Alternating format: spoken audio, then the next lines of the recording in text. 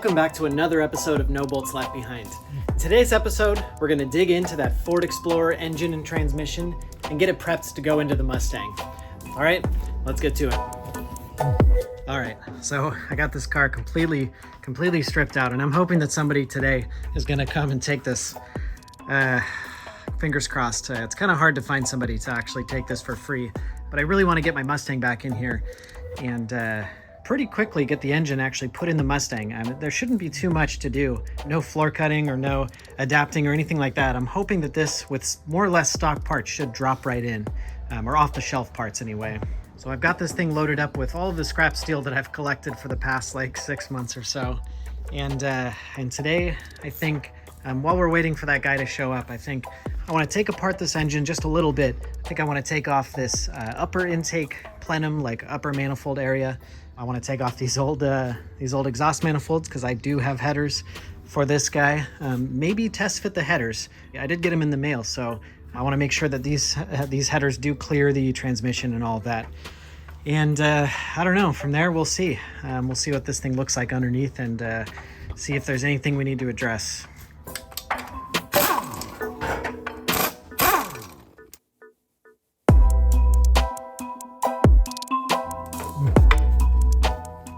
Oh my God, look at those ports. Wow.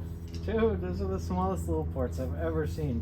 All right, got this guy off of there. No broken bolts, luckily. And got some real tiny, I don't know, maybe these seem like really tiny head ports, but supposedly these heads flow okay. I am able to take a look in here. And it looks all right to me. Just glancing, let's see if we can get this inside the exhaust ports here. Yeah, there's definitely some buildup, but that's to be expected. Nothing majorly wrong that I can tell, so that's good. I'm just gonna leave that as is, I think.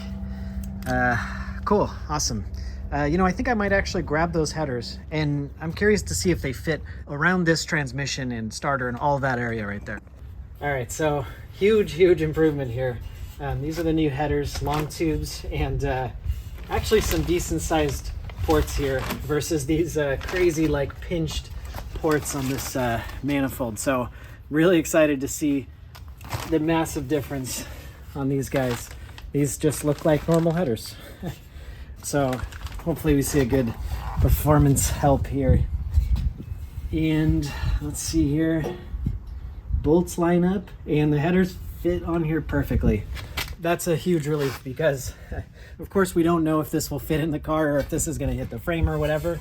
But one place you got to be careful with is the header itself and the collector and all this stuff actually hitting the transmission. And since this transmission was not one that originally came with the 60s Mustangs, I wasn't sure. They didn't explicitly say that these AOD transmissions will fit, but it looks like we're good.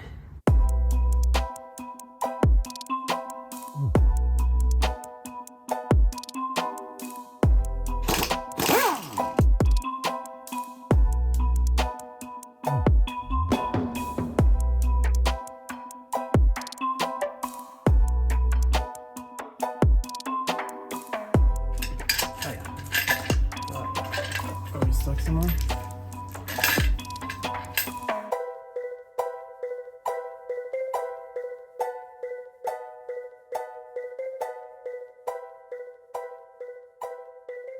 Awesome. All right, that came off pretty easily. And let's take a look inside here. Looks okay.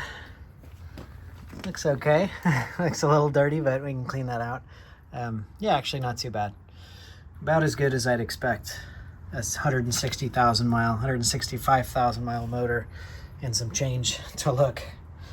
Cool, it's gonna give us an opportunity to clean this guy out, clean out this intake manifold here too.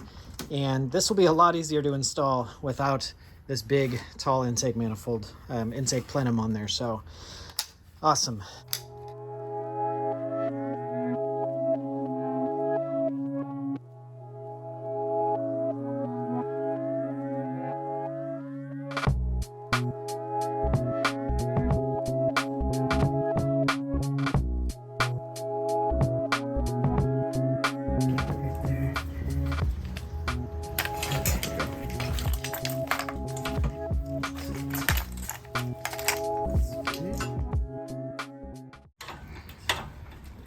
We'll see if it's balanced.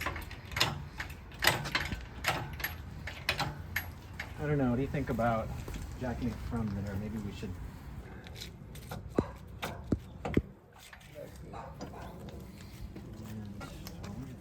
Get it. This thing was not This is like going. Yeah. Sliding. Okay. No, I'll bring it back down.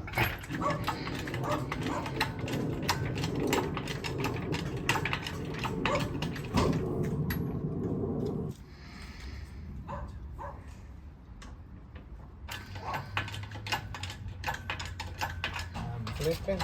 Just keep it from moving up. I think we're lifting it more or less up, but it is starting to bring. Be careful. Let me push it. I'll push it out. I think we're okay here. I think you'll be able to get in All here, right. don't you think?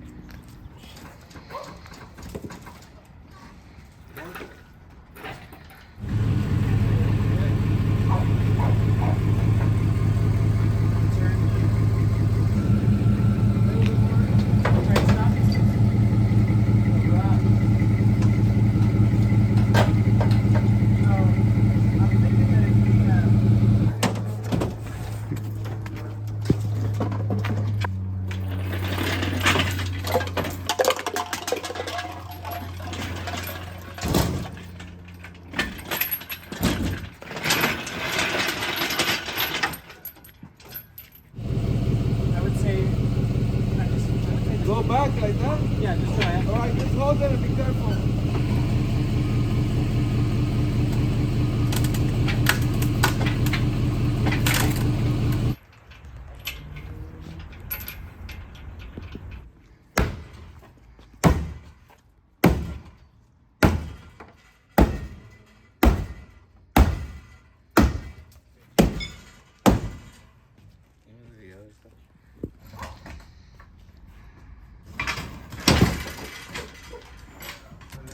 Oh, you know what? We're on the wheels here. So we almost have these little wheels. Oh, they're Let me lift it a little more. Oh, you could roll, right? Yep.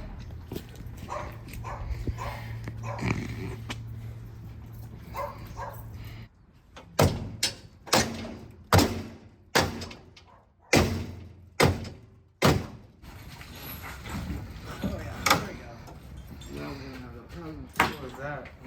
I don't know if your rope is happy.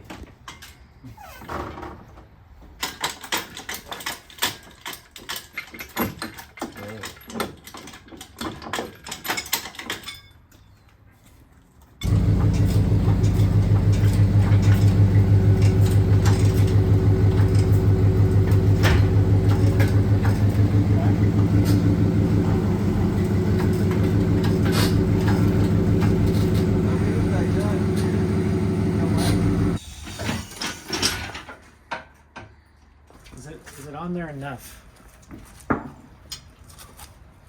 Because I could ratchet hook it and ratchet strap it like pull it like.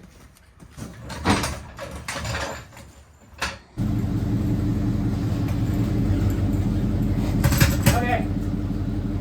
You're good.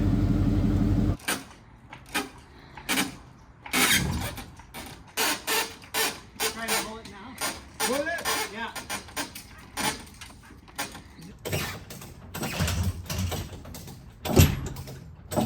Pretty much clear. I think the dolly over here, because you're holding it. You see? There we go. I think you can drop that one. You think we're done with this guy?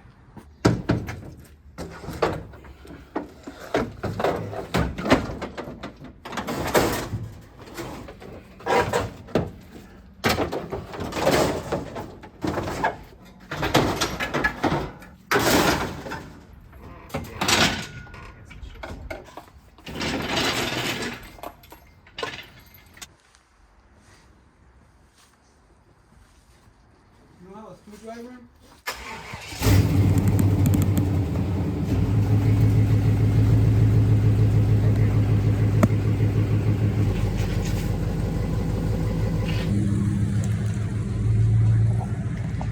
There it goes.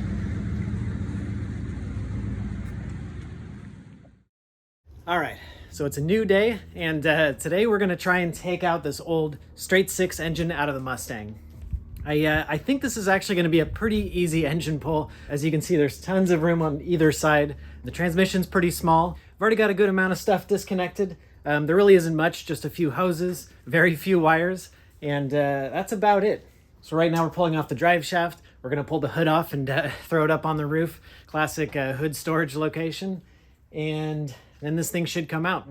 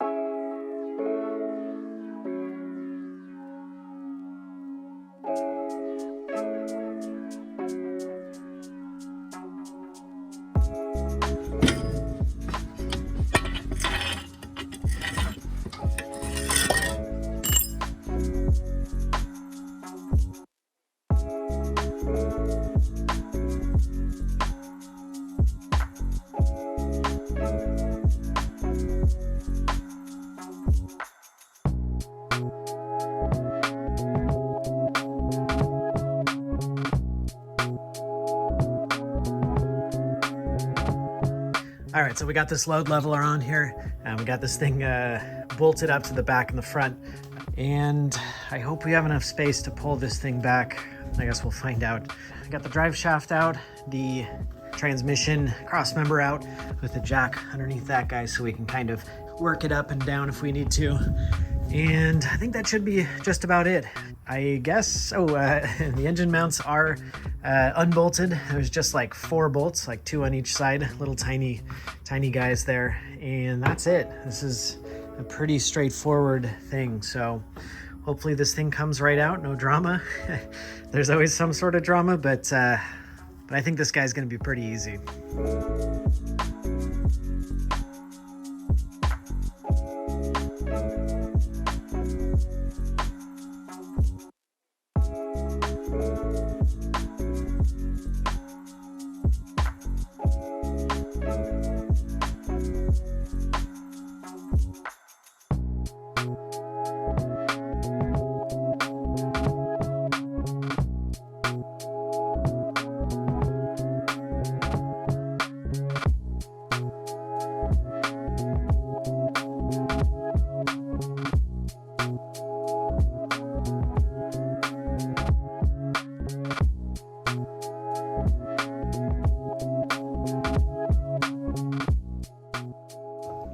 All right, got this guy out of here, and it was actually pretty easy as I expected.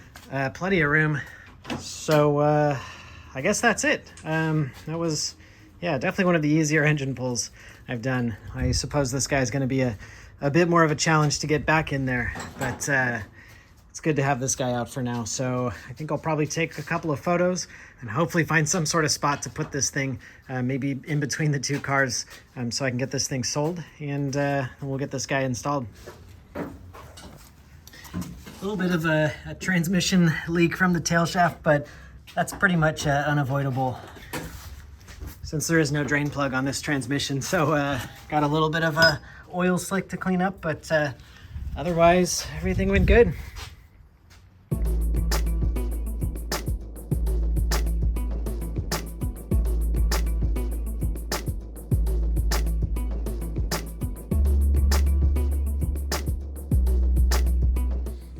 All right, so one thing I want to do before putting this guy away for the day, putting it back into its spot, is to take off this radiator fan here, and it's kind of a crazy setup the way they have this. It's like a giant bolt, and there's no room to get like a huge, I mean, I don't even have a wrench big enough. And I remember that the guy I bought this from told me that he made some tools to take off the water pump, and I think that this is what he was talking about. These are the tools here. So so thanks, Dan, for giving me these guys, because I'm gonna put them to good use right now, and we'll get this fan off so that I have a good bit more room here to like squish it up, and I'll have more room for my Challenger.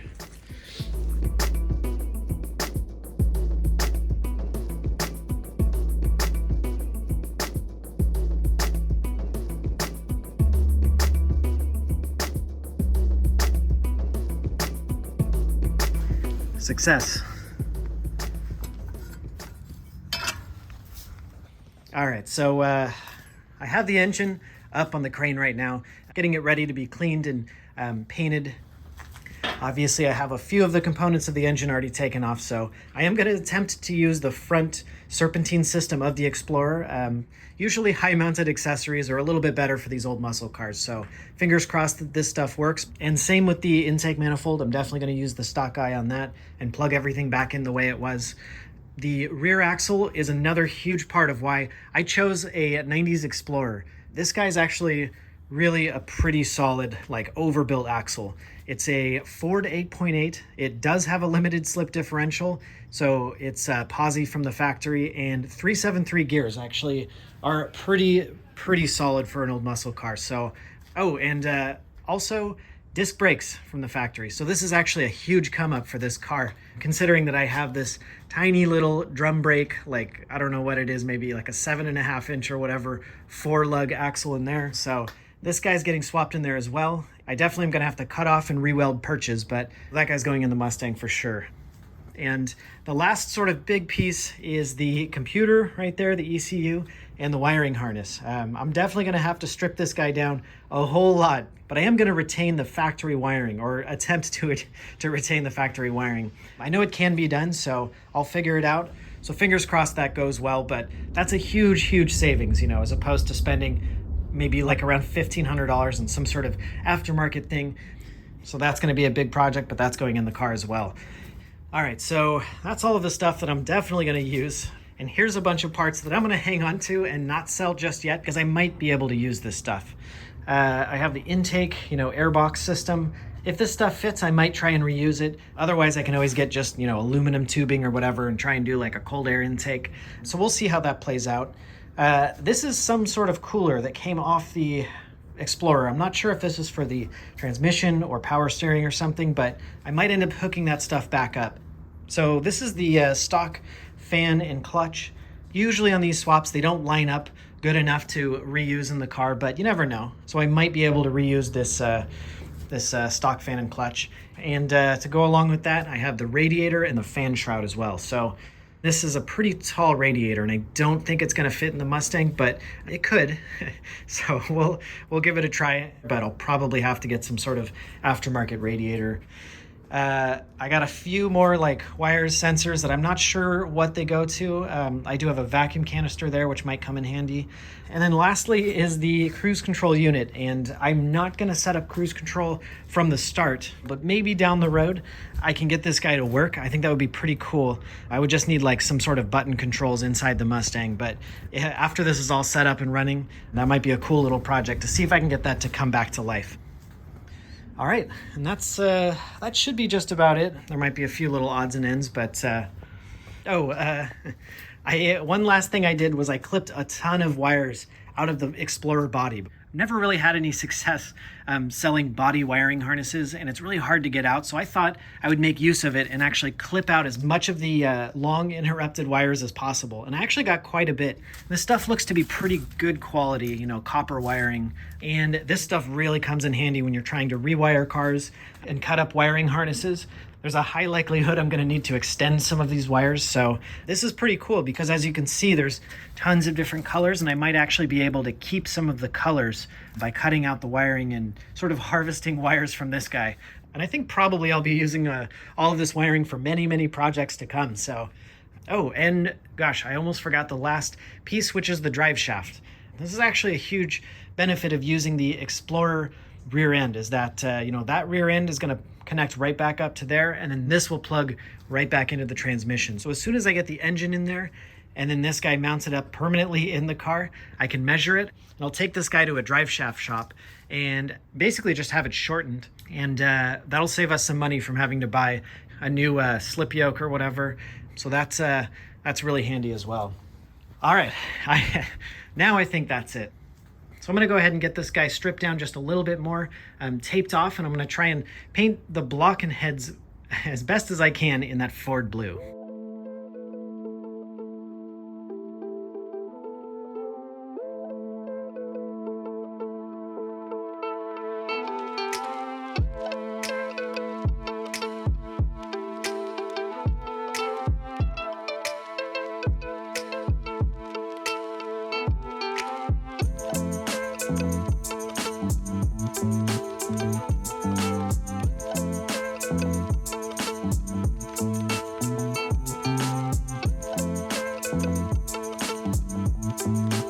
All right, good enough.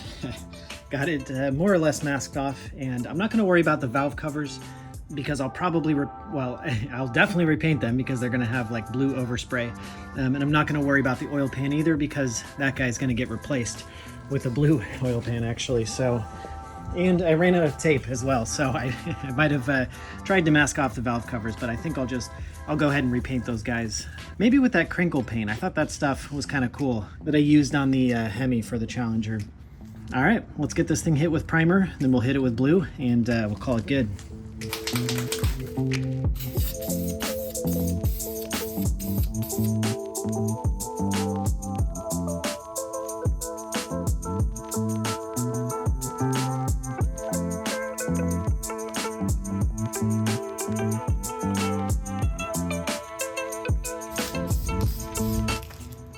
All right, got this guy all primed, and I think this is gonna look pretty good actually. I'm happy I did this. All right, we gotta give that guy 30 minutes to dry, and then we can put on the blue.